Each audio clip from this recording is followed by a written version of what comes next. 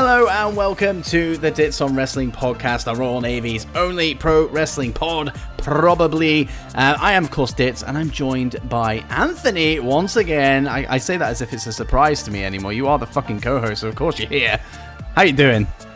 I'm good. I'm also surprised that I'm here, which is weird because it's like an official thing. But, you know, here I am once again.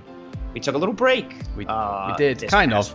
Kind of, you know, a little, but the world is in a certain point. And, so we took a little break, but we're back, kind of. And, yeah, I'm happy to be here, as always.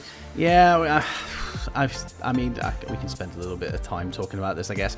We were supposed to release an episode on Saturday, not on Saturday, on Sunday, which is our usual release date, but that kind of went out the window. I wasn't feeling it, you weren't feeling it, you didn't even release anything of your own show. I mean, it's a combination of things. Obviously, there's a lot of stuff going on in the world that's a damn sight more important than a wrestling pod, so there's that, and then there's just general negativity that surrounds social media, and I was kind of like, I'm just not in the right frame of mind. Like, it was either don't do it or put out half-ass stuff, and I don't think we're a half-ass pod. No, we're a full-ass pod. Full-ass, baby. But yeah, it didn't make any sense to kind of do it, and I don't know, looking today, I think there's been a bit of a leaf turned with regards to the, well, air quotes, wrestling community on Twitter. You know, people seem to be back in the spirits of things. Of course, we had Takeover tonight, which is why we're here. And yeah, I was kind of debating whether to even do this or kind of do it solo on YouTube, so it's kind of away from the podcast side of things. But, you know, I reached out to you, and then just naturally we have formed here. Here we are. But yeah, I think that's a good way to put it. Yeah, there's not, I think with, just from the overall, I think you hit it spot on with, we don't, all jokes aside, like half-ass and full-ass, though. We don't want to deliver anything that's below our standard for quality, especially with like how well we've been trending recently and all the listens that we've had and downloads and things. And then just from our personal perspective, yeah, we didn't feel really into it. And so I think those two things combine, and you know, of course, all that stems from what's going on in the world and just how toxic the world has been, and how just all the lack of fairness and justice in the world, and just how toxic it's been for so long, and how it's all come to a head, and then how that spilled over into, you know, the social media world of things, which we obviously use as a tool to promote the content that we create and what we do. And so it was pretty hard to not be in. If you just exist in the world, it's pretty easy to find all the toxicity and everything that's been going on lately. And then being in the social media game and the podcast game, you're in that world even more so. And so it was all just a recipe for disaster and for unpleasantness. And you straight unplugged for the last several days. And I took a peek on Twitter every once in a while to promote some things for Black Lives Matter and just the overall equality aspect of how we're all people, but I wasn't on social media. I wasn't really doing any of that. I tried to unplug as best I could. I played Shadow of the Tomb Raider and tried to get to 100% completion on that. Yep, so that's what I've been doing. I've been getting ready for I've been trying to knock out my entire video game catalog as I unplug from social media. I've been trying to knock everything out, so that way I don't have anything still to play, which I no longer do. Shadow of the Tomb Raider was the last game that I had that I hadn't played and wanted to knock out, and I've been trying to knock everything out because Last of Us 2 comes out very shortly, and that will be my world. So that's a little fun fact into me. But yeah, so I used that unplugged time to do some video games and things, just because everything was, and rightfully so, like everything happened with George Floyd and I don't want to get into it too much, but everything was bad and it was terrible, and there wasn't anything that you could watch that wasn't showing you something that was going on, and just it was all bad. And so we didn't feel comfortable doing an episode, and we kind of sort of do now, but kind of sort of don't, and here we are. Yeah, I think for me anyway, it's a case of trying to find some kind of normality within the chaos, because this thing's gonna be going on for a while. That's a great way to put it. You know, all the protests have migrated to the UK now. So that's, I saw a big one in Manchester. It was huge, huge. I actually saw that. I was like, I think that's actually bigger than some of the crowds your side. Yeah, it looked this nuts. is insane. I actually retweeted the one from Manchester. Yeah, it was a sea. It looked like a World Series or Super Bowl parade in like town. It was huge. Yeah. And then we had an incident today in Plymouth, so the town where I currently reside. We had a peaceful protest, and then some fucking idiot kind of ended that, really. All his own doing. I mean, I hate cyclists to begin with, so it was typical that it was a fucking cyclist. But, I hate bikes. He happened to mutter the N-word as he was passing a peaceful protest, as you fucking do, and all hell broke loose. So he fucking rightfully deserved a few of the lefts and rights he got. But like, it's over here now. I don't think it'll be on the scale of obviously what's going on stateside, because I've seen some fucking horrendous stuff, and it's not right, but that's where we are, and just hopefully things go a bit more like a peaceful way, and there's no more incidents going forward. And I don't think there's ever going to be that full rectification or just things to be as they should. But as long as it opens some fucking eyes. Yeah. But there we go. It's a shame. Yeah, it's a shame for everything that's happened. But if there can be some positivity that comes from it, like you said, like the opening of eyes, which is funny because like what happened to George Floyd is like things that has been happening in America for a very, very long time. But if it can at least bring some sort of positivity and bring fresh eyes and lead to positive change, then hopefully some good can come out of it. But it's not good right now. No, but I think that's all we're going to say on it. We don't want to delve too much, and it's not. This is a wrestling podcast, of course. it's not. We don't like to talk wrestling. Yeah, we are going to talk wrestling. Speaking of not good, Takeover was tonight. But whoa! Let's not carry on the negative train just yet. Let's just talk just very, very briefly before we get into Takeover. We broke records last week. That's right. That's positive. It's very positive. I mean, for us, I don't think anybody else gives a shit, but we do. So for our Retromania spotlight that we did with Mike Herman from Retrosoft Studios, of course, the guy behind Retromania Wrestling, the game that is no longer coming out in July, it is now coming out in 2020. COVID, the other thing that's going on. It's the other terrible. Fucking 2020, what a year, Jesus. It is our most listened to episode ever, and it continues to rise. Yes. That's fucking awesome. I remember I was literally messaging you every single day. Oh, this is what it's at now. This is we're like 6 away. We're 5 away. We're 2 away. and then it hit, and I was like, oh my fuck! My mind was blown. But yeah, records broken. And rightfully so. That was a good episode. We had a great time. Yeah, we did. Mike was awesome. The game is awesome, and his interview with us was so. Just to reiterate what happened in that episode, what we said in the intro and in the conclusion, and offline to each other, like that. It was just such a naturally flowing conversation. Mike was just honest, like a breath of fresh air. Just really offered us a lot of insight and detail into what goes into the game, what goes on in his brain, how he got into the video game aspect, how we got into wrestling, and we just had, like, honestly, like, as if we were just 3 people having conversations about video games and wrestling while trying to guide the conversation to be about his game, which we all think is awesome, Mike included, as he should, because he made it. And yeah, it was just this awesome natural conversation that we really benefited from.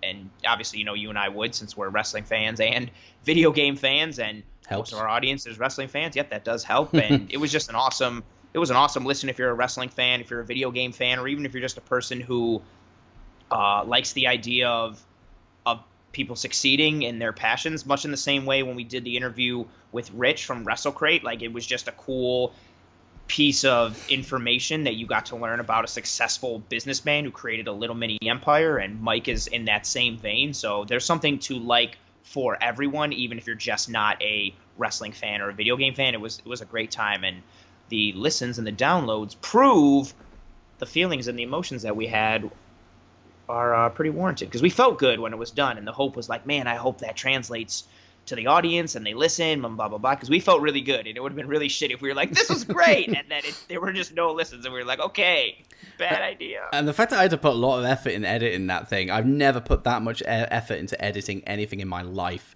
We had audio snags halfway through the interview, and then when it came to actually do post on the episode, it was bad. I won't go into it, but it was bad. And it took me a long time to get that thing together. So the fact that it came out and did so well, I was just like, thank God for that. If this hit like 6 people listening to this thing, I would have been devastated. But we hit triple digits.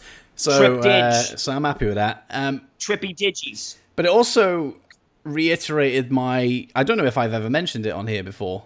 It might have been just to you personally, but we are completely steering away from getting wrestlers on the show, referees, announcers, whatever it is, and focusing on people like Mike and like Rich, people like in that kind of zone within wrestling, because I feel they're the more unique chats. You're going to get the better chats because, any wrestling interview is going to be, where did you train? What have you done? La, la, la. Like, it follows the same path. Obviously, every story is different, but it follows the same path. So it's nice to kind of focus on a different kind of aspect within wrestling. So that's, if I haven't said it before, that's what we're doing. We're not going to interview any wrestlers on this show ever. So unless they've already been on and I like them. We're not going to interview any wrestlers ever unless we do. It'll be a one-off. Unless we decide. Because we do have one coming up. We do have one coming up very soon. Who already has been on the show once. And I like them. I like them, so they get a bye. Fair enough. Rules. Yes, house rules. But yeah, so let's get into Takeover. We're 12 minutes into this thing. We haven't even talked about Takeover. We got some plugs at the end that we're going to do. We got the 50th episode coming up next week. So I'm actually glad that we ended up doing this episode, because then that falls neatly into place as it was prior to negativity and all that shit. But NXT Takeover, as we always do on these review shows, I have the card up on the old Wikipedia.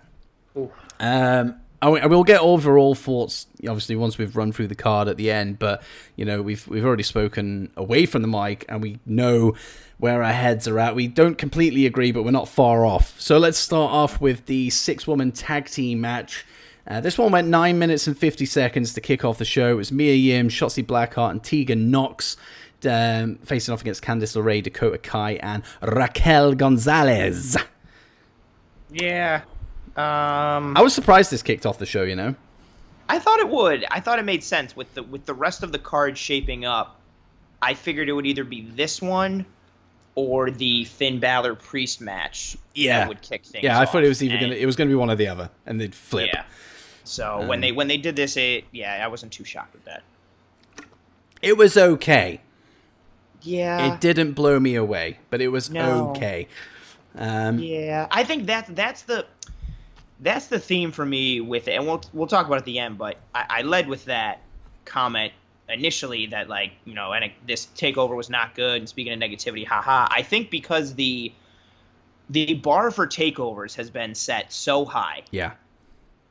And rightfully so. Like, I don't think, even going back to the days of like Neville and Sami Zayn, like it's hard to find a takeover that isn't extremely good. Like, I don't do ratings and rankings and things like that for pay-per-views and like, oh, how many stars or what would you give it out of a 10? But you and I were talking offline, and if I had to give something like a rating out of 10, like the worst takeover ever, I would have given maybe like a 7 out of 10, maybe a 6.5, but probably like a 7. And most takeovers are phenomenal, like fantastic. There are at least 2 or 3 matches that are just match of the year candidates for the company, match of the year candidates for wrestling as a whole. Mm-hmm. They just do things very, very well. And with this one, just with that women's match, with you saying that, like, it was okay, that was my thought as a whole of this pay-per-view. There were some really awesome moments, but a lot of it was just kind of like meh, which isn't terrible, but when you compare meh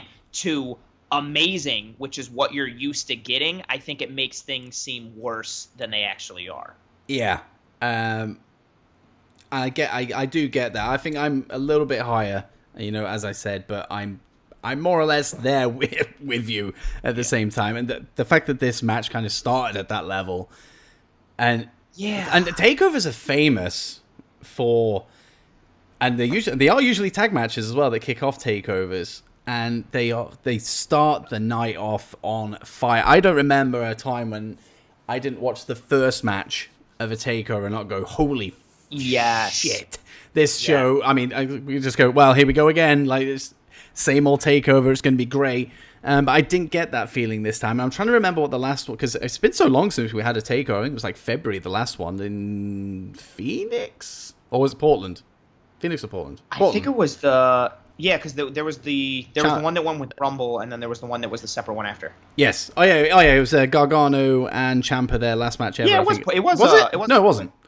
No, it wasn't. Yeah, Portland. Yeah, it was Portland. And I think it was Keith Lee and Dijakovic that kicked off the show. I think. I might be wrong. Somebody might correct me on that. But whatever it was was amazing, and that is always the case. And yeah, this match it was something that I would have seen on TV. Yeah, it just... Yeah, I looked it up just for the heck of it. Yeah, Portland, NXT Takeover Portland was February 16th, 2020, and the kickoff, it was that Keith Lee Dijakovic match for the North American Championship, which went... And again, things are different, but that match, so that was for the NXT North American Championship. It was a very good match, and it went 20 minutes and 20 seconds. Ooh. Compared to this 6-women tag match, which went 9 minutes, you said? 9:50, yeah. 9:50, so almost 10. Yeah, it just wasn't... There were some all right moments in it, but I just kind of overall felt meh about the whole match. I didn't have anything that really stood out to me. I thought there was some sloppiness to it for whatever reason, and I wasn't blown away. This was I don't know if it was the worst match of the night for me. I don't know if I'm ready to say that, but I definitely echo your sentiments of it just being like okay or being meh, like however you want to put it. Like I'm just like it was a match. Meh. It existed. It existed. It happened. But going into the next match, Balor and Priest, which went for 13 minutes and 5 seconds, I actually really enjoyed this.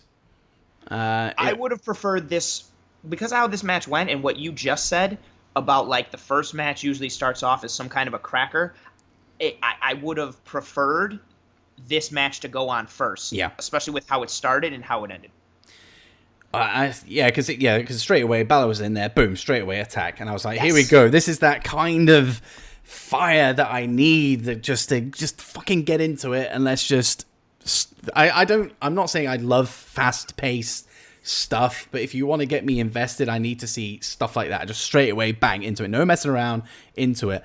But there was a lot of cool spots in this match, particularly one that involved a certain steel steps. Ooh. Which was rough. I didn't think I like the spot when Punishment, or I was going to call him Punishment Martinez, like he was when he was on the Indies. I saw him wrestle Ring of Honor one time, and he even when I watch him now, he's so tall and he's so leggy. The way he walks, like his knees, like scare me. I feel like his knees are about to explode every time. Like it makes me very uncomfortable. I remember thinking that when I saw him on the Indies, and I still see it now, and it scares me. But anyway, he's very athletic for a big man. He hit that top rope choke slam. Sit down choke slam. I thought that was cool. And the stairs spot, I thought we were just going to get the traditional, like, I knew he wasn't going to hit him with the razor's edge onto the steps, but I thought it would be one of those, like, they would tease it and it wouldn't happen, or it would be one of those things where Balor would have to punch him, like, 3 or 4 times, and then he would, like, daintily fall onto it. And it was not. Balor got out of the razor's edge, Priest turned around, got popped, and, like, lined himself up, and just smacked it. He hit it hard. That was a hell of a bump, and that I don't think that spot can be like, not that we have to overstate it, but that spot needs a lot of attention, because if you overshoot that or undershoot that, you can jack up your back and your spine very easily. Look at one of the things that contributed to, I mean, he came back from it, but Shawn Michaels' career took a large detour when he hit the casket wrong in his match with Undertaker, because he hit it on the edge and it wrecked his back. And that very easily could have happened to Priest here. If he undershot that edge of the steps is going to hit the middle of his spine. And if he overshoots it, he's going to hit his spine on the backside of it and slam his neck and his head and create whiplash onto the mat, which could either cause concussion, cause neck problems. He perfectly, and I mean perfectly, hit those steps. So he maintained safety for himself, which just that in and of itself, like, forget how it looked. The fact that he executed that so perfectly is a major kudos to him and Balor. But yeah, that spot was awesome. He really hit it. Like, it wasn't like he didn't pussyfoot into that. He fucking smacked the hell out of it. It was a good spot. And he hit it well because of this. I actually think this is an accurate. It was literally donk. It was perfect. But I remember I winced at it. I was like, because I paused it because I had to run upstairs or something. So I was like, shit. Like, it was in the Razor's Edge at the time. I was like, no way are they going to do this. Yeah. And I ran downstairs, and for some reason the network had jumped ahead because network. So I was like, I don't know what's just happened here. Because hashtag network. Because hashtag network. And the priest is the priest. The priest is on the floor. Damien Priest is on the floor, and I was like, I don't know what's happened here. Like, did I pause this and then unpause it and then suddenly pause it? So in some kind of crazed time loop. But thankfully there was a replay, and I was like, oh, that is sore. Like, it was borderline edge of those steps on the other side. But it was a really cool spot. I really liked that. It was probably the spot you're going to see if anyone's going to go back and look at this match. That's going to be the spot they see. But throughout the match, I thought Damian Priest looked fucking great, and I think he has done in NXT in general, to be completely honest. But and he was wearing white, no black, no all black, some white pants. Yes, I thought that was interesting. Yeah, I liked this match. I wasn't blown away by it, but the step spot, the pacing of it, and again, like you said, I think right from the get-go with Balor attacking him, that's why I would have liked this match to be first, especially with no crowd, because you need something to really captivate everyone right away. I think I said captivate, but I meant captivate. Sorry. So you need something to captivate everyone, and that got me. Like, after the women's match, I was just kind of like, okay, Balor comes off the turnbuckle. They both still have their jackets on, and then boom, he just hits Punishment Martinez. He hits Damian Priest. He hits the priest. I will forever call him Punishment Martinez in my brain. That's who he will always be. But anyway, so Priest goes out, and then you hear the ref be like, "Are you ready?" And Priest is like, "Hell yeah, I'm ready." And he takes his coat off, and they go in and start fighting. And yeah, it had good pacing. That stair spot was fantastic. I cannot give that spot enough praise. It was a good match, and I thought the result was interesting. I was going into it, I was thinking, like, and I don't say interesting meaning like it was bad or it was good, but before this match started, I was like, I wonder which way they're gonna go, because I thought when Balor went down to NXT, I didn't know what direction he would go in. Like, was he going to be the main event guy? Was he going to be used to just put people over? And in this match against Priest, I was thinking, okay, like, does Priest get the win here? Does Balor get the win? Who does it make more sense for? And during the match, I was thinking, like, oh, okay, I feel like Priest has to get this win. And then Balor won, and I don't think that's bad, but I was like, oh, okay. And so I wonder if this feud continues. I would like if it did, because they put on a good match, and I would like them to continue to put on good matches. I think they did a little bit at the end, didn't they, when Balor was doing his, like, gun salute type, you're a piece of shit thing. And I think... Look at my abs, look at my guns. The feed cut, just as Priest was, I mean, assume he was going to be doing his bow and arrow thing. It cut just before it did that, so I don't know. Maybe that's not the end of it. And I don't think that's a bad thing, to be honest. If it isn't the end of it, I enjoyed the match. It's not the end for the Priest. It's not the end for the Priest. Please call him the Priest from now on. I was gonna say, I hope they change his name to the Priest. The Priest. He wore white, so he's halfway there. That's true. And you know, how many people have gotten name cut-offs, and like it happened to Andrade, and so many people go to one names. I could see Vince just being like, just call him Priest. You know what? Make it the Priest. Well, I mean, we know Vince listens to this show, so it'll probably happen. Oh, absolutely. The Priest. The Priest. The Priest. The Priest. There you go. It's stuck. Keep saying it. The Priest. Okay. So, I mean, yeah, I love that match. We'll see how that goes down in NXT going forward. But thankfully, it was followed up by another good match. I I would say this was better. It was Keith Lee, the North American champion, taking on Johnny Gargano, defending that title, of course, in a 20-minute and 35-minute match. 20-minute and 35-minute match? This is a cluster of a fucking episode. We take a day off, and this is what happens. 20 minutes and 35 seconds is how long it went for. I enjoyed it. I thought it was a really good match. Some decent spots. I actually thought it was going to go very, very south the moment Candice and Mia came out, but that was short-lived. The keys at the start factored into it. There was continuity from what happened on NXT last week. I thought there was a nice little story told throughout it. We got the really fun shoulder tackle spot, which kind of renders those plexiglass shielding things obsolete. What's the point of them being there if you're willing just to throw somebody through them? But there you go. That's something else. But I thought that was a cool spot. And the right person won, in my opinion. Yes. Yeah, 1,000%. I am digging Keith Lee's reign at the moment. He's one of the hottest things in NXT, maybe the hottest thing in NXT, depending who you talk to. And remember, by the way, on our prediction show at the start of the year, I did say Keith Lee would be NXT champion at some point this year. And I still hold on to that. Because this guy is carrying a lot of momentum. So I think if he lost today, not that I'm against Gargano, being North American champion right now, but I think it would derail a lot of Keith Lee's momentum now if that was to happen. But thankfully it didn't, and the reign continues. I think that's the end for those two guys. I don't know who. I don't even know who would face Keith Lee now at this point. Maybe Balor. I'm not too sure, but.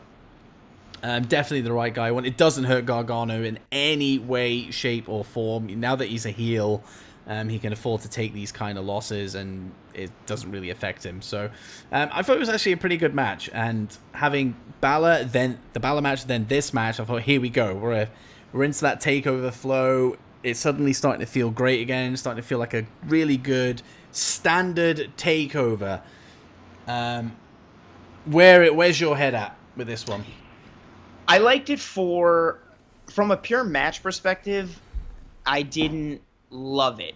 But everything together, I liked. I liked it starting out with Gargano coming out of the house, coming out of the front door. I liked that a lot. I liked him, the continuity of connecting the entire storyline, him coming through the house, him hiding the key, just the overall spots in the match. I loved the plexiglass spot. I am a big hockey fan, and when dudes get hit on the ice or when things that are big happen, like the fans stand up and pound on the glass, and I want the plexiglass to stay so that way when the fans come back and like big moves happen, the fans can stand up and pound on the glass. I just think that would be awesome. So I love that plexiglass spot. I thought it was great. I like how they sold the hand injury the whole time. I thought Keith Lee did a very good job. He had multiple times in the match where he would go to pick up Gargano with his left hand and not be able to, and he'd pick up Gargano with his right. He sold it pretty well. I liked that continuity but from a pure in-ring standpoint, I wasn't blown away. And I love Keith Lee. I think you're spot on. I would say that he currently, no pun intended, is the biggest thing in NXT right now. He's been riding such a wave of momentum this year. And Gargano has been somebody, in my opinion, for the last 2 or 3 years, he's in my top 3 for wrestlers in the world. And he's been right up there with Okada, Ospreay, just guys who I think are amazing. He's been up there. Yeah, that's fair. So I don't think the in-ring aspect lived up to all it could be. I thought at times the big man, little man piece got away from them a bit, and they were slow with some transitions, and they botched a couple of things. But overall, I thought it was good. I liked the ending. I thought 1,000% that Keith Lee should be the guy to win, and he did. I don't know where the feud goes from here, if it continues, but yeah, I liked it. I liked the story that it told in the ring, and that's a good example of how, again, it wasn't like a pure work rate or all these awesome spots and moves and high impact and all this stuff. This match didn't hit on that for me, but I still thought it was a good match because of the story that it told, the pacing that it had, and the overall flow and connection and continuity. Like you said, I think that's a perfect way to put it. The match had continuity, and it flowed into the overall storyline continuity of the show and of their rivalry. I liked the ending. Yeah, it was another good match, and much like what you said, I was like, okay, first match kind of Balor and Priest got better. I almost said Balor and Martinez. Balor and Priest got better. The Priest. Keith, the Priest. Lee and Gargano, not great, but still better. I was like, okay, like we can see where this goes. This kept me, again, it wasn't amazing, but I was like, okay, better. I'm okay right now. But I'm interested to see what you think about this, because for me, this is where things took a little bit of a U-turn, and you DM'd me with this one. You were like, this is a fucking mess. Yeah. I was really looking forward to this, because the match between Ciampa and Gargano, the last NXT cinematic match that we had, I really enjoyed. I thought it was fucking great. Yeah. And then we transitioned into this one. I thought, well, we had that really big bummer at Money in the Bank, and I don't want to go into that again because we'll be here for a month of Sundays. But I thought, here we go. We're going to get a really good one. Adam Cole's great. Velveteen Dream is great. It's for the NXT Championship. Hallelujah. Let's get into it. Let's do it. And then they showed the set of how this thing was going to go, and it was like some kind of car meet, and headlights and the ring, and Cole and Dream coming down to the ring in cars or big fuck off trucks. I was like, all right, okay, I can live with that. That's fine. It is a thing. The headlights are a little bit annoying. I didn't realize how bad the headlights were until the match actually started, and those camera angles were shocking. Like, it annoys me when I'm driving and somebody's got full beam on behind me. Oh, coming through the back, coming through your rear view. Are you fucking kidding me with that shit? And I felt that's how I felt when I was watching this match. I had full beams in my face. I was like, this is really distracting. Like, so distracting. I was just like, just get out the ring. Please get out the ring. Just move somewhere where I'm not getting flashed and full beamed in the eye. And thankfully they moved away from the ring. But nothing, I don't know, like nothing really happened. It was just let's move from here. We'll move over here. Some woman shows up asking for an Uber, which was weird. I was like, why has that happened? Maybe they're gonna get. And then I was like, oh, actually, maybe they're gonna get in the car and she's gonna drive to some fucking random place, and then we're gonna have. I was like, this could be cool, and it didn't happen. The Drake was just like, get out of there. Like, what are you doing? Piss off. Can you not see there's a match going on? Like, there's a gathering of cars here for a reason, woman. Piss off. So she left. Get out. Get the fuck out. And then they carried on brawling against the side, and again, nothing was really happening. Some trash can stuff, blah. The extinguisher, I thought, that's, it's an extinguisher, whatever.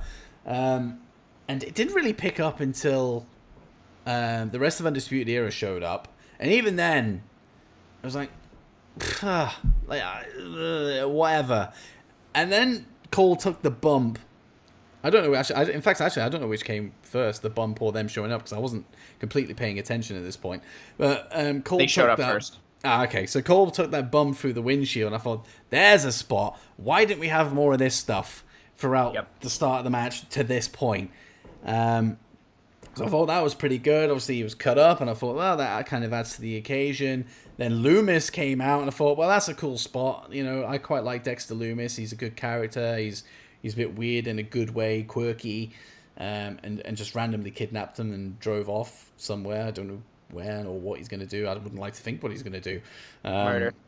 They're dead. Possible murder. We may never see Roddy Strong and Bobby Fish ever again. Nope. So cherish them. Go back on the network and look at old Undisputed Era matches. They're done. Because they're done. You'll never see them again. And I thought that was, it was a decent part of the match, but I don't know, it just still didn't click. And then we got back into the ring, and there's this pile of chairs in there, and Dream hits his finisher, but doesn't do it on the chairs. Decides, we're not going to do it on there, even though it's perfect for the chairs. I'll just do it to the side, and obviously that didn't finish the match. And Cole, using a bit of feckin' smarts, did use it with the Panama Sunrise, used the chairs on that, and picked up the win. I thought, well, that was a good finish. I really enjoyed that finish, but the rest of the match was fucking shit. The camera angles were terrible. The pacing of the match sucked. And full beam, not a fan. Yeah, So, disappointed, really. I don't... Matches, I didn't like it. I did not like this. To sum up... I've got a lot of thoughts here. So my first thing with anything, anytime you have, and this is my biggest thing with WWE with like non-wrestling matches, anytime you have a Hell in the Cell or a brawl or a last man standing or anything that involves like some sort of hardcore or fight aspect, there has to be hardcore things that happen. In a Hell in the Cell, that's a match that is reserved for like a rivalry and hatred. So for me, like someone has to bleed or something big time, like not violent. I don't need to see somebody thrown off like Mankind, but something intense and impactful has to happen. Yeah. If you're having or look at the Randy Orton and Edge at Mania that was Last Man Standing, right? Yes. No, it was Last Man Standing. That match went anywhere and everywhere. And by the time that match ended, and that wasn't one that had like tons of physical brutality or violence, there wasn't like a ton of blood, but they put each other through a huge fight, and by the end, you could see they were dripping with sweat, they were exhausted, it felt like a fight. It wasn't like a wrestling match, they had a fight. And when you have a match like tonight, the Backlot Brawl, it needs to be a fight. I need weapons. I need violence. And I'm not saying like ECW level. I need barbed wire, but I need a guy's got to get hit with chairs. Somebody needs to get thrown into a lot of stuff. You had all those prop buildings. Someone needs to go through one of those fake glass doors. There has to be something. This was a quote unquote brawl, and the only spot we got was Adam Cole getting chucked off the ladder through the windshield. Which brilliant spot. I loved it. He hit perfectly flush. He got cut on his arm. I loved it. Great spot. You needed more of that throughout the whole match. This was a backlot brawl, and it ended up just being a wrestling match. That was it. And it's the same thing with the dream spot. Like, there's 50 chairs in the ring, and your finisher is made to go on to fucking chairs or go through a table. Like, why did you not do it on the chairs? And there just wasn't enough brawl aspects of the fight for me. And then from the production standpoint, I liked the idea of the cars when we started. I thought it was like, okay, cool. Everybody's cars are like on, and it's the back lot. Okay. And then, a minute into it, I was like, oh, okay, so now the camera angles are going to be shit. I don't like this. And I was out. And I didn't like the camera angles. Even with Undisputed Era showing up, I do suspend, disbelief or logic for some things. But my first thought when they drove up was like, did you guys not know what time the match started? Why are you just showing up now? Like, are you late? Like, why weren't you there from the beginning? And I just that didn't make sense to me. I just don't think it was. You got to have more oomph or more impact or more physicality. I don't want to say violence because I don't want to make it sound like I want actual like violence, but you got to have more physicality when you have a match like this, especially considering the stipulation, which was if Dream didn't win, he can no longer challenge for the NXT Championship while Cole is still champion. So Dream, to me, should have been fighting for every last fucking like moment and fighting with every last breath. He should have been doing anything and everything that he could to get the win. He should have thrown Cole into every car that was there. He should have tried to hit Cole with a car. He should have tried to put him through every windshield. He should have put him through all those chairs, hit him with the chairs, hit him with like the match itself was supposed to be a brawl, and it really wasn't. And when you add the stipulation, it should have created a sense of desperation for Dream, and it didn't in my eyes. And I think that's what bothered me the most with it. Like the pomp and circumstance and the atmosphere of the match, it should have been a fight, and it wasn't. It was basically just like a wrestling match. You know what it reminded me of? It reminded me of those things when you know when you build something up and it's like, oh, these two guys hate each other, you know, so-and-so burned the other guy's house down, and the other guy showed up to the other guy's house and punched his wife in the face. This is a grudge match. And then the bell rings and they start the match with like a tie-up or like a headlock. And I'm like, what the fuck? Like, you two want to rip each other's throats out, and you're going to come out and wait for the bell and then do like a tie-up and an Irish whip and like a leapfrog and like that. What? You're in a fucking fight. And that's what this match made me think of. Like, it was a backlot brawl. There was supposed to be desperation in and of itself because of the stipulation of the match, but even more so for Dream, considering what was on the line for him, and added in with the rivalry aspect of how much he's had to go at it with Undisputed Era and what they've cost him and what they've done to him. I just don't think the match was... I don't think it delivered based on everything it should have and on everything it could have been and what it should have been. And then when you add in all the little technical nuances of the lighting ended up being bad, and the camera angles and all the different cuts, and this match went like, what, 15 minutes, 14 minutes? Yeah, around that mark, yeah. Yeah, like, I just felt like it should have been something of a war, and it wasn't. It was just very much like a wrestling match that took place on the pavement, and Adam Cole fell through a windshield, and some lady accidentally showed up for an Uber, and they punched each other in the back seat for like a 5 seconds, and then that was it. So I didn't like it. In summary, I didn't like it. I didn't like it either. It just really, really, really disappointing. Especially with all the things that they've done with, like, I'm not a huge fan of the cinematic match things. I don't dislike them, but I don't love them. So I see them and I'm just like, oh, okay. But I thought the AJ Styles one and the Undertaker one, I thought that was fun. Yes. And even with Edge and Orton, very good. Like, both of the Undertaker one and the Edge and Orton one, both of those felt like fights. Like, they were fights, which is what they were. Like, Undertaker and AJ fought in a fucking graveyard. Edge and Orton hate each other. So what did they do? They fought.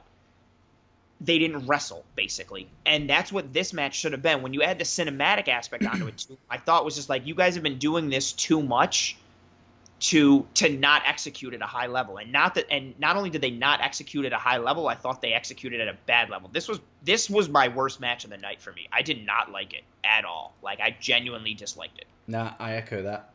And I never thought I would say that.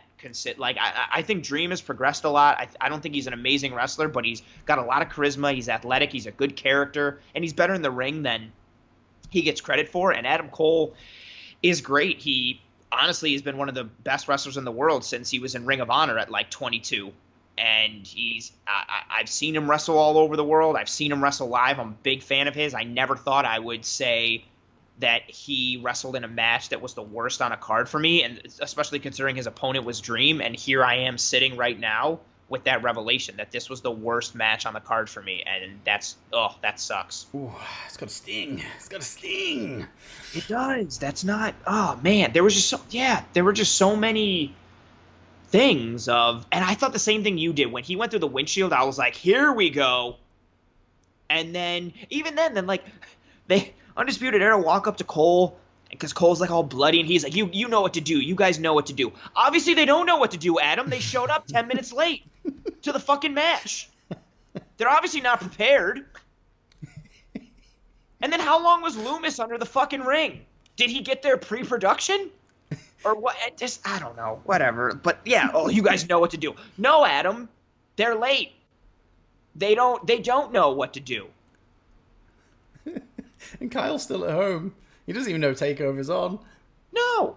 And especially for like a well-oiled machine like Undisputed Era. You know, maybe they'll play into that. Maybe, or you know what? I would have liked if Cole lost. And what if that started to like sow some seeds of like dissent, like him, like them being like, well, dude, you lost. But him being like, you guys were supposed to help me and you showed up late. Like some kind of something, like make it, maybe they will make it a thing. But that just didn't. Undisputed Era is this like calculated, well-oiled machine, and you mean to tell me they weren't there from the beginning? Like they couldn't show up on fucking time? And maybe that's me reading into it too much, but when you add it with everything else, it makes me start looking at the cracks even more so. And I did not. That one same thing with Dream. When he hit the Dream Valley Driver, I was like, why didn't you do it on the chairs? Because the angle as well, I thought the angle initially looked like he was going to do it on the chairs, and then he kind of did it. He took a left turn away from Chairsville. There were so many chairs in that ring, you would have had to make an effort to not land on the chairs. That's like being on a boat in the middle of a lake and jumping out of the boat and not landing in water. Like, it's almost impossible. Like, so he aimed to not put him on the chairs. So, God, disappointing. A dud. A big old dud. So, information in the last 5 minutes from me speaking. Yeah, I didn't like it. But I'll be interested to see what you think of the next match, which was Karrion Kross, of course, with Scarlett. We've already dropped her last name within 2 seconds of her fucking showing up. Priest. Against the Priest. Against Tommaso Ciampa. 6 minutes and 10 seconds this one went for. And, honestly, I'm not going to actually say that much about it. I enjoyed it for what it was. I thought it was a great spotlight for Kross. He looked like an absolute badass. And the fact that he did it against somebody who is well established and known for being a badass himself, somebody who doesn't take shit and can find ways, and not just like little underhanded ways. Like, he can find like brutal ways to get the upper hand in things. And the fact that he struggled against Kross in this thing really, really sold how they want Kross to be presented in NXT going forward. And I thought that was a great. I saw on Twitter, I was just scrolling through the timeline because I was just curious to see what people were saying. Ciampa's been fucking seen off, he's buried, blah, blah. I did see some of that, which didn't surprise me because it's the wrestling community on Twitter, as expected. Yeah, but I enjoyed the direction they took with it. If Kross lost, that is bizarre. But I'm glad Ciampa only got in like a couple of, maybe a minute, if that, of offense. And I don't think it hurts him. I honestly don't think it hurts him in any way, shape, or form, because he's going against somebody who's coming in fresh, he's coming in hot, he's destroyed everybody he's been in the ring with so far. Admittedly they were enhancement, but, it's by the by. And the fact now that he's more or less done the same to Ciampa, and it's kind of an extended squash, yeah, I'm on the Kross train. I'm looking forward to seeing where it goes, and I like the fact that he finished it with the cross jacket. I assume that's going to be his finish, like going forward. That will be his finish. But you take into account Ciampa's neck and all that kind of stuff as well. Yes. And he used that as a submission. Ciampa didn't tap either. No, he passed out. He passed out. So there is that on Ciampa's side as well. I enjoyed it for what it was. I don't think it hurts Ciampa at all, especially with how he took that move on the apron right as like the match started or before the match started when Kross attacked him. So like, I thought they were just going to use that and they did. Like, they kept mentioning like he went after like the injured neck and like the surgically repaired neck, and so I thought right when that happened, like, not that it gives Ciampa an excuse to lose, but I think that just feeds into it. Like, so I don't think Ciampa looks bad. Like, he got hit in his weak spot. And he got hit with a hard impact move that he got blindsided with right as the match started, and it affected him, and he lost. I'm fine with that. I don't think it hurts Ciampa. I think it was a great decision to book Kross that way. Like, it would have killed anything if he would have lost. And even if the match went long and Kross won, I don't think it would have been bad. But the fact that he beat Ciampa in, I think they said it was Ciampa's like shortest takeover match ever, I believe. That's like an awesome way to establish Kross and make him look like a badass. My only thing with it, so again, great. I don't think it hurts Ciampa. I think it's a great booking decision for Kross. I'm not a fan of Kross. I used to hear all this stuff on him about him on Twitter and in social media with regard to Impact, and it was always like, oh, Killer Kross.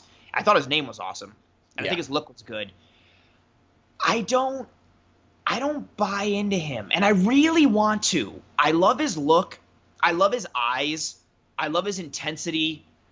I don't buy into him. Even his finisher, like, I think like the name is cool, but it's basically just like a sleeper hold on the ground, and it doesn't even look that violent. I really want to get I want to get. I really want to get into him. Like, I want to be like, oh, Cross. And especially with the entrance, it looks badass. It's got an awesome start with, like, the Valkyrie type, like, wings coming through on the black and white sky. But then, like, Scarlett, like, mouths the words, and I don't think Scarlett's a good actress. So, like, to me, she just looks like an idiot mouthing the song, and that kind of loses it for me. Her doing the fall and pray thing, Like, I feel like she's, there's something about the whole thing that's just not hitting for me. And I really want to. I've seen interviews with Scarlett, and not just in, like, a creepy way, like, dudes are like, oh, I watched the interviews because she's hot, blah, blah, blah. She has a really cool, like, interesting story in terms of, like, how she got into wrestling and where she came from in wrestling and how she got to here and what she was a fan of. And so I found that interesting, and I think her dynamic with Cross could be awesome, and he looks awesome, but there's just something that, like, is holding me back, and I don't know what it is. I think it was an awesome decision. I didn't think the match was really great, but I think it was an awesome decision. Like, if you want to book this guy like a badass, like, who's arguably been like you said, like, the toughest, most badass guy in NXT for however many years, it's been Ciampa. Whether it was a face or as a heel, he's been, like, the gatekeeper to fucking badassery. So you got some dude who came in and fucking choked him out in, like, 6 minutes. Like, that's a big deal. And he went after, like, his weakness, choked him out, and just, like, stood over him. Like, that's a great way to book Cross. So I didn't love the match, but I thought the decision was great. I think it can lead to some really great things. I want to be, like you said, you're on the Cross train. I would like to be there. I'm just not. And I don't know what it is. I see him and I'm just kind of like, okay. But I want to see him and be like, oh, like, Cross. As so many people, I can't count how many times I would see things on Twitter for, like, oh man, like, Killer Cross, and even the name was badass. And even then, though they had to remove the killer and it's now Carry On Cross, I still think it's a cool name. But there's just something that I can't get aboard the train, and I don't know why. Yeah. I want to. Yeah. I mean, that's the thing. You're not on the train, but you want to be on the train. See, that's a positive thing to say rather than fuck Cross. He's a piece of shit. Yeah, I don't think there's just something that I don't know. Maybe it'll be different, I'm thinking, when I think, and this shouldn't influence me, but because, like, I think his strength and his, like, ability as a wrestler, a lot of it comes from the character and the intensity that he brings. I think maybe it'll translate better when there's a live crowd for me. And maybe that'll turn things for me. Because I think for as intense as he is, like, I don't think, for me at least, and I may be completely wrong, I don't think his moveset backs up. Like, okay, for example, like, I'm trying to think of it right now and trying to put it into words, right? Like, I take someone like Karrion Kross is supposed to be this, like, badass killer, super intense Impact guy, right? And I don't mean Impact like a joke. I mean, like, his move should be, like, impactful. Yeah. And then just like Aleister Black is supposed to be this calculated, precision-based, technical striker, right? I watch Aleister Black, whether there's fans or there's not, he is what he's supposed to be. His kicks are phenomenal. His moveset, phenomenal. Like, his strikes and his impact, his technicality, his precision, he is all that. Cross, for me, there's just something, maybe it's his moveset for me. I don't think what he is in the ring matches what I think he's supposed to be for me. Like, when I see Aleister Black come out, he comes out of a fucking coffin. He's quiet, he's cold, he's calculated, and then he gets in the ring, and he's everything that he was leading him into the ring. Cross has this intense song, this intense entrance, and then I feel like in the ring, the moves and the in-ring aspect doesn't match what I see out of the ring from him. I think that's what it is for me. Yeah, I can see that. And maybe I'm in the minority with that, because I know a lot of people love him, and you obviously do, and I want to get there. But even with the finisher, like, again, to compare him to Aleister Black, like, Black Mass, it sounds great. It looks great. It looks like he's fucking kicking people in the temple and kicking their head off their shoulders. And the setup to that is marvelous. Yes. Even think about how badass it is when like someone's wobbly and he puts his foot under their chin and brings them up and then bang, knocks them the fuck out. Cross, like, it's just like it's just a sleeper hold. And it's on the ground. Yeah. And it's not particularly violent, and he doesn't even cinch it in. It's not like you can clearly see that there's space between like the person's chin and his arm. So it's not even like a deadly choke. It's like a Cena like, STF. Yes. And I didn't want to say that because I don't want people to kill me over that. But most definitely, I'll die on that hill. They can take me on. the STFU from Cena, he's not doing anything. He's basically just resting his forearms on your ears. If anything, you're going to tap out because your ears get too hot. Like, it's not – there's no wrenching. It's not like the Chris Benoit crippler crossface. He would wrench you back. Like, it looked like, oh, shit, like, yeah, you're going to tap out. Cena would just lay on you and put his forearms around your head, and you were just, like, resting, and then that was it. That's what I feel like with the cross jacket. It's just not, like – it's just a sleeper hold, and it's not even really, like, tight or painful. It just doesn't – it doesn't – and your finisher – a finisher for me is so important. Your finisher should represent, like, what you are, and it's got to be something sweet for me personally. And when you – his finisher is a bit lackluster, and I think the moveset is also reflective of that. I don't think his in-ring moveset or in-ring style matches what we see out of the ring from him. Which I think that's fair. And I don't know, maybe it'll come with longer matches where he's not squashing as such. And we'll see like a bit more diversity with that moveset. I don't know. Well, it's a watch this space, I think. But I think a couple of weeks, couple of months down the line, I'd be curious to see if you are aboard the cross train. We'll see. If that's how we're going to label the cross train, I will never get on. I am off. If that's like the chant of the people that are on the cross train, I'm out. Yeah, it does sound fun though. It is. It's a cross train. Like it. It's like that might get me on it. You know what? Fuck it. I'm on it. Yeah, you fucking bought the ticket. Boom, you're on. So main event time. Oh boy. And I'm very, very happy that this main evented, to be honest, because it means Io Shirai has main evented an NXT Takeover, which is a win. I was completely wrong in the DMs. Yes, you were. Yes, don't say it. Have faith. Don't say it. It was Charlotte Flair defending the NXT Women's Championship against Io Shirai and Rhea Ripley. This match went for 17 minutes and 35 seconds. To be completely honest, I wasn't fully... not that I wasn't fully invested, I was just distracted for the most part. So the first, 5 minutes I was into, and then I had a gap, and then Io Shirai got thrown terribly through plastic window. Yeah. And that's where I kind of got back into it. So I thought, because I can't even remember what I was doing. Because I was watching, I was like, this actually, it's a decent match. And then I think it's because we were talking actually. Because I found that recently I can't do anything on my phone and watch wrestling at the same time because it just completely takes me out of it. But, yeah, I do. Yeah.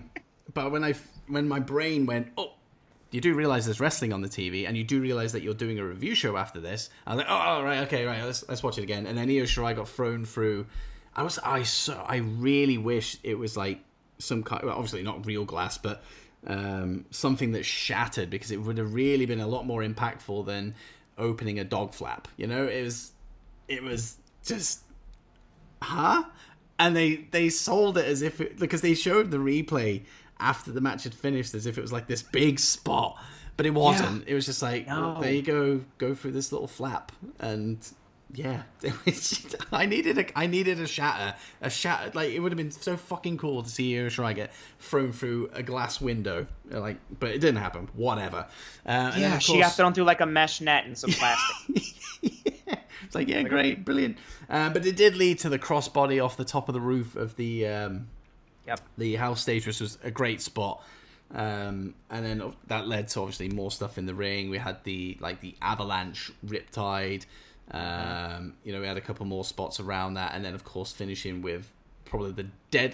This is so funny as well. I was DMing Anne, okay, and I was just because I was like, this is how it's gonna go, right? Io Shirai is gonna finally show Charlotte how to fucking do a moonsault, because Charlotte's moonsaults are terrible. Yeah. She's gonna show her how to do a moonsault, land that moonsault on Charlotte, and take the title. And then she lines up the moonsault and pretty much breaks Rhea's face.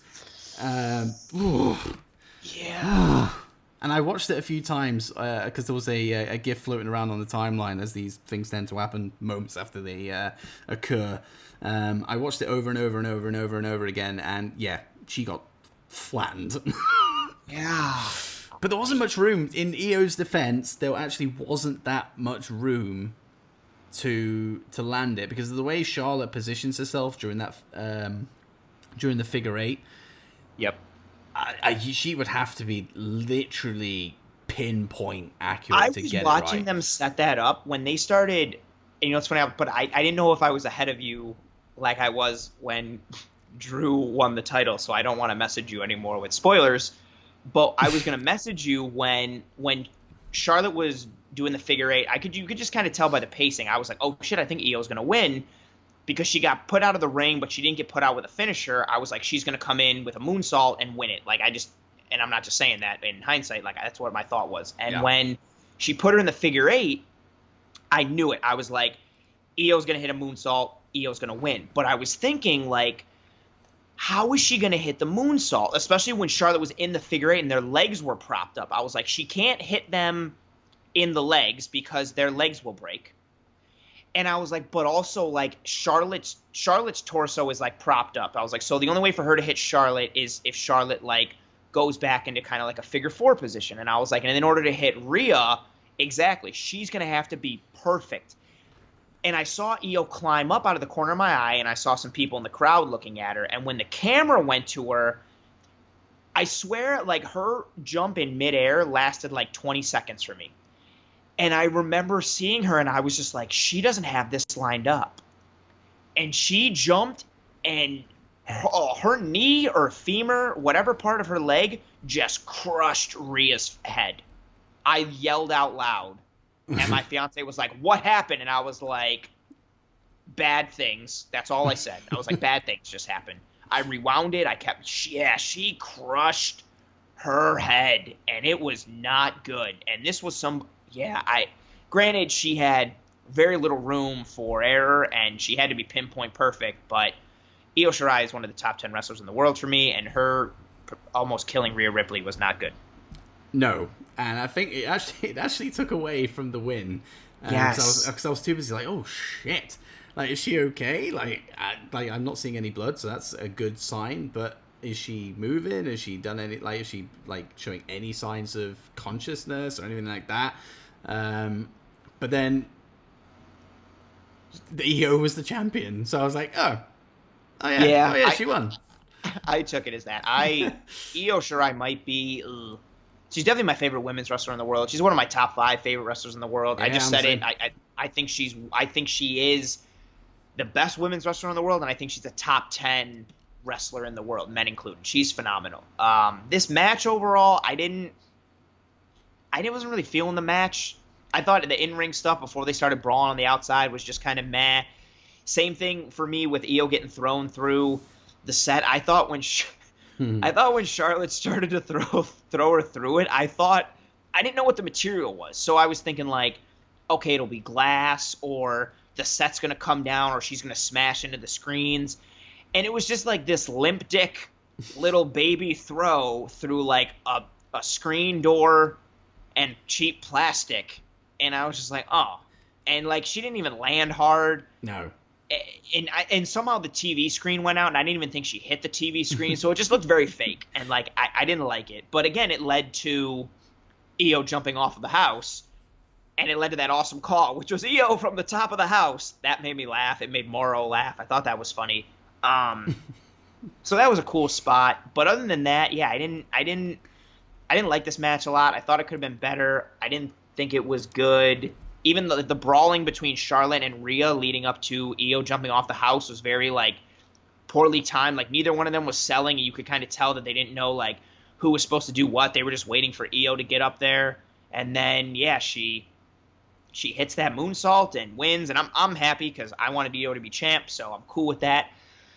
But the whole match as a whole was just kind of meh. The execution at the end was not good. And then Io wins, and somehow I had to rewind it to make sure I didn't miss. Then all of a sudden they just cut, and she's on the buckle, and there's streamers and confetti everywhere. Like, there was just a cut shot. There was no oh, here come the streamers. It was just like, Io wins.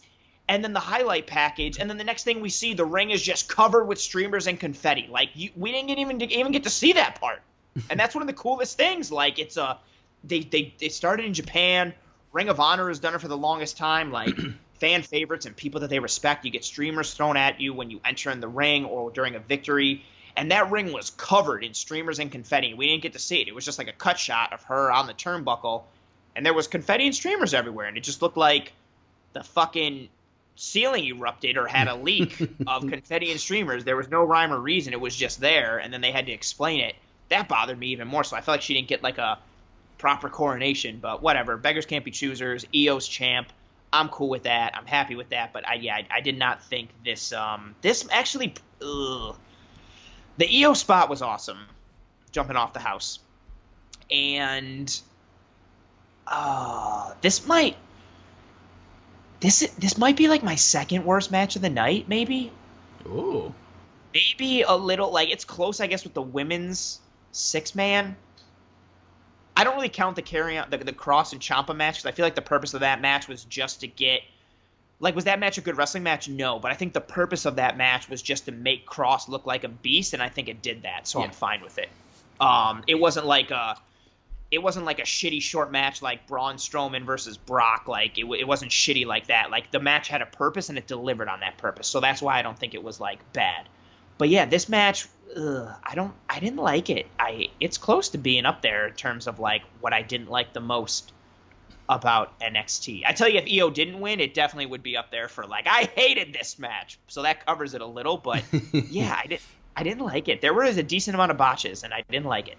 I mean, I thought it was okay, but I mean, that's the thing. It was okay, which is a shame because when Io Shirai, to me, was to win the NXT Women's title, it was going to be after this fucking incredible match, and we'd be all like, "Oh, that was absolutely tremendous." But yeah, but because it was okay, I don't know. It took away some of the shine for me, not too much, but just enough for it to be a bit. And it sums up the entire show. As a whole, because I mean, we've already said this before we start recording. Like, this is my least favorite takeover that there's ever been, and there's been a lot of them. And that's not to say it was bad, because I honestly don't think you can put together a bad takeover. It was just very okay, and it's like you said at the very, very start. You know, the very worst we've been getting is 7 out of 10s. Yeah. And for something to slip under that, because I think this is around the 5-6 mark. I don't know. It's just it's such a shame, especially when we haven't had one for so long. You know, it's been 4 months since the last takeover. So, and the In Your House gimmick surrounding it as well, kind of. Yes, that was even more disappointing for me. Like, the In Your House gimmick is like a massive, massive childhood nostalgia thing for me. I remember the sets. I remember, like, the first one that happened. I remember the commercials and the marketing for it. Like, that was one of my favorite parts during the pay-per-view. Them bringing back the old, like, Ico Pro commercial and the 1-900 number to call and order merch. Like, that to me was some of my favorite parts. And I legitimately remember those things as a kid. And that's how we started to get, like, for people who don't know, that's how we started to get, like, the different pay-per-view names, because it was just the big four, and then they started doing, it was just In Your House, and then it would be like In Your House Bad Blood, In Your House this name, and then they just dropped the In Your House, and then we just started getting, like, Bad Blood, Judgment Day, like, all these different pay-per-view names. So the In Your House thing was like a pivotal moment in WWF pay-per-view history.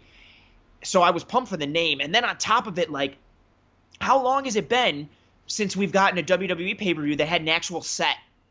Like, it's been for fucking ever. We don't get that anymore. Like, every pay-per-view is the same Raw, or SmackDown Titantron, they just maybe change the colors or maybe add a screen, but you don't get a set. You don't get like anything different. Like when King of the Ring used to be there and you would get a giant fucking chair, like, or something that was just different, and each pay-per-view set was different. We don't get that anymore. And so we actually got that. Like, that was my favorite thing for it, like seeing the set. And I think that's why this pay-per-view was even more disappointing for me, because NXT as a whole, in my opinion, I love AEW. But, I mean, AEW hasn't even been technically, like, around for, like, a full year of TV. But my number one wrestling promotion in the world is New Japan. My number two is NXT. And NXT is up there. They've been doing – they just don't miss on anything.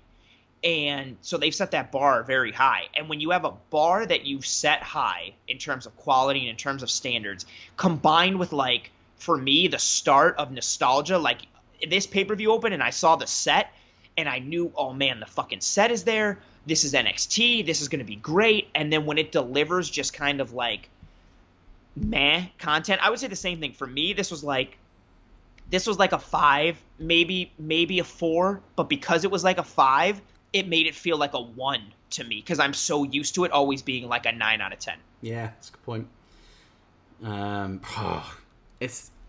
It pains me. It honestly pains me. Yeah, I really was looking forward to it. Yeah, I've come away from a takeover not like pumped, you know, because when I was kind of like, oh, I'm looking for, like, no matter how this thing ends up going, whether I review it just for my own pleasure to see how, you know, things go on YouTube when I was prepping all that, or whether I do it with you or whatever, I was just like, at least I'll look forward to talking about it, because I always look forward to talking about takeovers when they've happened. But yeah, I am. Takeovers are famous for always like there's a takeover, there's a match at this takeover that is like the match of the year, and then the next takeover they have a match that's so good that it makes you completely forget about everything else that happened before it, and then the next takeover does the same thing. Like last year was a good example. Like Ricochet and Gargano had like the match of the year for me at that point. I think it was in like February or January, I don't remember, last year. And then you had the Cole Gargano matches that made everybody completely forget about the Ricochet Gargano matches. And like, you just have more and more that comes, and it's always great. And to your point, yeah, like, you come away from it, every takeover, at the very least, with something that made you go like, oh, damn, that was amazing. Or, oh, man, that might be the match of the year. Or, oh, man, what an ending. Something. That was the best takeover ever. Exactly. Yeah. There's some kind of something that like makes you connect to it and continue to put it up on that pedestal. And this takeover didn't have it, and a lot of it just fell flat. And that, I think that's what, again, it's worse in my mind because they've set such a high bar. Like when you're used to something being 8 out of 10, 9 out of 10, and then it delivers like at a 5, it makes it seem much worse than it is. So I don't think it's as worse as, or it's as bad as I'm thinking that it is, but like right now, because it fell flat for me, like it's easily my worst takeover of all time. Was it a horrible pay-per-view? No, but in my mind, I'm feeling like it is because my expectations are so high for NXT. Spot on, absolutely spot on. Because let's look at the main roster. If this was a main roster pay-per-view, it would be pretty decent. It'd be pretty good. Yeah, this would be like the SmackDown pay-per-view of the year. Like, oh my god, or yeah, like this would be phenomenal for a main roster pay-per-view. But yeah, it's. And it's even worse because it's the fucking pay-per-view where EO won the title for the first time. I know. I'm not gonna be like, oh man, like, can't wait to watch that again. Nope. Like that's always my thought too. Like for a personal thing for me, like my favorite wrestler of all time is Bret Hart, and his first WWF Championship victory comes against Ric Flair. People have always killed me for this. I think Ric Flair is a boring wrestler. I think he only does one thing, and it's boring to me because he only does the same thing over and over again. So it kills me that Bret Hart's first title victory was against Ric Flair, and it was at a house show. So finding the footage of it is rare. You can't even find it on the network. So it pains me to know that, like, I can't really find footage of my favorite wrestler winning his first title, and even when I do, it's in a match that is like meh. And that's how I feel like for Io Shirai. Like, it's not like, oh man, remember when Austin beat Michaels for the title at Mania? Like, oh, I want to fucking watch that match. Okay, yeah, let's do it. With this, it's like, oh, remember when Io Shirai won her first NXT women's title? And you're like, yeah. And it's like, do you want to watch it? I'm like, no, definitely not. Pass. No thanks. That's if it what makes was it. if it was like the EO Candice match from last year, I would be singing. That was thing one of like my top 10 matches of the year across all promotions. It was. Like, and it was very good. So good. Yeah. Son of a bitch. It's what could have been. It's what could have been, Ant. It's what could have been. But yeah, that's the show. That's the show. It was okay. That's it. It's okay. That hurts so much to say. Okay. But let's spin. Let's spin around. Let's segue into positivity, shall we? Before we leave the airways, we got something to plug for next week. Our favorite thing. It is our favorite thing, I would say. We do have something coming up on the horizon, but we will not detail that just yet until we hit our 50th episode next week. It seems like a nice place to announce such things. But next week we do have our worst Backlash ever pre-show experience. Yes. We don't know what the card's going to be at this point. We haven't even discussed it. Which makes it even better when we actually come to it. Yes. Like we prep like 2 or 3 days before it, and it's not even prep. We have a match card, and that is it. Maybe a little basic story outline, but it is basic. The venue, the name, the name, card, but that's it. Everything that we're gonna do, and it's one of our. If you haven't listened to it, check out our WrestleMania one. Check out our Money in the Bank one. It's legitimately our favorite thing that we do because we just get to be idiots and we basically fantasy book the pay-per-view that's going on. So like next week is Backlash, so we'll be doing Backlash, and we basically just fantasy book Backlash in the fantasy world that we've created with WWE, but instead of fantasy booking it for the purpose of it being good, we fantasy book it with the purpose of it being absolutely terrible. So the gimmicks are awful. The wrestlers are not good, all due respect. So it's everyone always fantasy books to be like, oh, it'd be amazing if like fucking EO did this, and then like, wouldn't it be crazy if like we got to see like EO versus Becky at Mania? Yeah, that would be amazing. We don't do that. We flip it, and it would be like, oh, wouldn't it be awesome, quote unquote, if like Nia Jax and Tamina fought for the women's title at WrestleMania? That's the direction we go in, and we love it. Yeah, we do, and you love it as well. It's very very well received. We get stats are good for the worst pay-per-view ever stuff that we've been doing, and I hope Backlash follows suit as well, because what's going to happen, same as it did with Money in the Bank, it's going to premiere on YouTube alongside the actual WWE pre-show.